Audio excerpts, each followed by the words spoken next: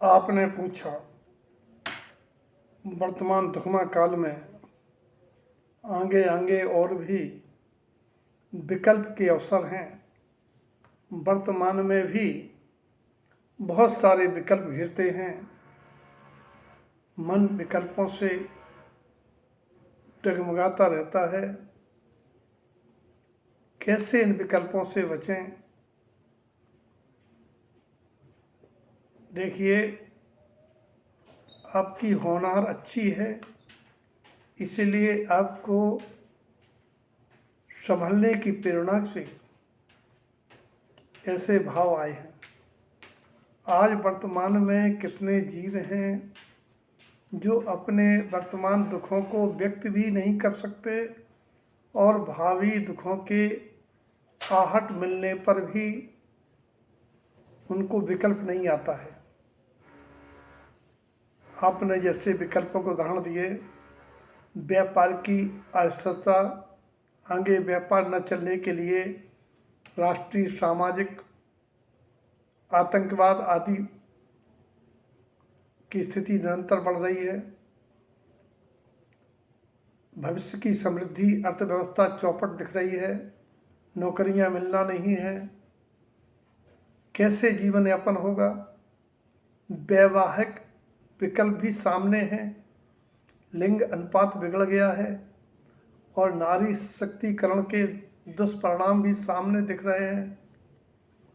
समाज के युवक अविवाहित घूम रहे हैं और अपने को तथाकथित सशक्त कहने वाली नारियां विजातियों को चुन रही हैं। ऐसे बहुत सारे विकल्प आज लोगों के पास हैं। वर्तमान जैसी अनुकूलता भविष्य में भी बनी रहे, इसके लिए क्या करें? आपने बहुत सारी बातें की हैं। एक ही बात कहना है, आप तो श्रावक कुल में जिनवाणी पूजक हैं, आपको इतना विकल्प आ रहा है। हमने तो गाँव में निरक्षर लोगों के मुख से सुना है, जिसने चुन दिया है वो चुग भी देगा, चुगने को भी देगा। उन्हें कितना श्रद्धान है। लेकिन जैन दर्शन में किसने चोंच दी है और कौन चुग देगा, किसी विधाता कर्ता को नहीं मानता जैन दर्शन। जैन दर्शन तो अपने ही शुभ भाव से बंध पुण्य प्रकृतियों के उदय को मानता है।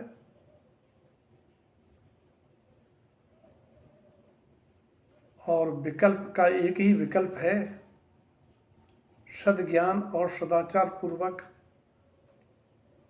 पुण्य का बंध, उसी से स्थिति बनेगी विकल्पातीत होने हेतु मोक्ष मार्ग की श्रद्धा साधना की अनुकूलता। तुम कौन हो? तुम इतने विकल्प में फंस रहे हो कि आज जंतुओं पशुओं की दुर्दशा देख रहे हो। उन्हें चुग के लिए कितनी समस्या है। तुम्हारा इस भाव में मनुष्य भाव तो छिनने वाला है नहीं, और जितनी चुग की समस्या, पेट भरने की समस्या जंतुओं पशुओं को दिखाई दे रही है, इतनी समस्या तुम्हें मनुष्य भाव में आने वाली नहीं है। हाँ, रसमलाई, चुपड़ी रोटी, व्यंजन नहीं भी मिल सकते हैं, साग सब्जी नहीं भी मिल सकती है, लेकिन भूखा सो जाग तो सकता है, भूखा सोता नहीं है मनुष्य। समस्या सही माने में पेट भरने की नहीं है, समस्या तो विकल्प तो पेट ही भरने का है। और विकल्प इस बात का आना चाहिए कि कहीं ऐसा ना हो अगली पर्याय में चुग करने के लिए मुंह ही ना मिले, एक इंद्री पर्याय बन जाए, इसका विकल्प आना चाहिए। भोजन का विकल्प नहीं आना चाहिए, पेटी भरने का विकल्प नहीं आना चाहिए। भोजन और पेटी का विकल्प में रहने से नहीं पूरा होगा। जो पुण्य उदय के अधीन है वो पुण्य के बंध से ही समाधान उसका संभव है।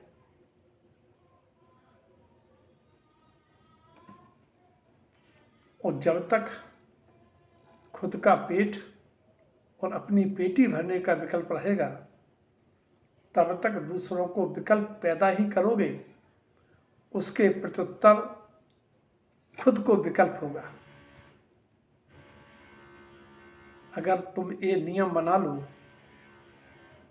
कि मैं बिना किसी को भोजन कराए भोजन नहीं करूँगा, संसार में भूख से पीड़ित को आधा भोजन दूंगा, जीव जंतुओं पर दया करूँगा, तो कोई विकल्प की जरूरत नहीं है कि तुम्हारे जीवन में कभी भोजन के विकल्प रहे। और विकल्प तो आना चाहिए कि सिस्टम काल के अंत में जीव नहीं रहेंगे, प्रलय आ जाएगी और सिस्टम काल में 30 सेर मिट्टी खाने के विकल्प आना बचना चाहिए। 30 सेर मिट्टी खाना पड़ेगी, घास फूस पत्ते खाना पड़ेंगे, वो दिन ना देखना पड़े, उसका एक ही समाधान है, एन केन प्रकारण सम्यक्त को प्रगटाना। जहाँ तक वैवाहिक विकल्प की बात है तो सही है, लिंग अनुपात और नारी सशक्तिकरण आदि दोष से ये समस्या कृत्रिम है और कारण भी स्वयं में है। यदि तुम नारियों से ज़्यादा श्रेष्ठ नौकरी वेतन पाने वाले होते तुम्हें विकल्प नहीं आता। बहुत लोग हैं जिन्हें विकल्प नहीं है, क्योंकि दोष अपना है और समय की स्थिति है कि सशक्तिकरण के नाम पर समाज के लड़कों को और न निहारते हुए विजाति लोगों के साथ संबंध बनाने को आज की नारी श्रेष्ठ मान रही है। विकल्प आपको नहीं है, विकल्प तो मुझे है। जब उन नारियों से उत्पन्न बच्चे कहाँ ब्याहेंगे, किस धर्म को अंगीकार करेंगे, कहाँ रहेगा ये जैन धर्म, विकल्प तो आज दिख रहा है। सशक्त नारियां, संस्कार विहीन नारियां आज पात्रों को बुलाने की रुचि भी नहीं रखती हैं, क्योंकि पाक कला भी नहीं जानती हैं, शोध का तो सवाल ही नहीं है। और विवाह नहीं होना कोई विकल्प नहीं है, अहो भाग्य मानना है, ब्रह्मचरी पथ पर आगे बढ़ जाना है। क्या गारंटी है विवाह होने के बाद विकल्प मिट जाएगा? आज तो विवाह के विकल्प के मिटने के बाद पत्नी के द्वारा इतने विकल्प और उससे ज़्यादा बच्चों के पैदा होने, बच्चों के व्यवहार के विकल्प इस मानव को की मानवता को झकझोर रहे हैं। देखो भैया, निर्विकल्प तो साथ में उड़तान साधु होता है। जब तक संसार है, समाज है, परिवार है, विकल्प रहेगा। हाँ, कम विकल्पों के लिए एक ही उपाय है, संयम, सदाचार, खान पान की शुद्धि, पाप का अभाव। और एक भूल मत कर बैठना, किसी की गंडा तावीज, किसी की मंत्र तंत्र की सिद्धि, किसी के आशीर्वाद से विकल्प मिट जाएगा।